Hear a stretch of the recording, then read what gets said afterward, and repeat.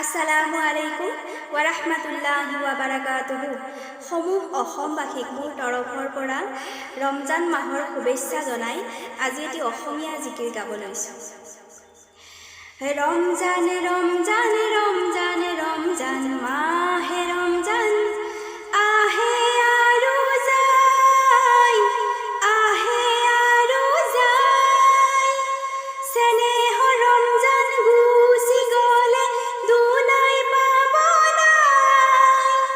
অহে মুমিন ভাই, অহে মুমিন ভাই, আহিছে ৰমজান হাঁহি হাঁহি, যাবগৈ ৰমজান চকু লুটুকি।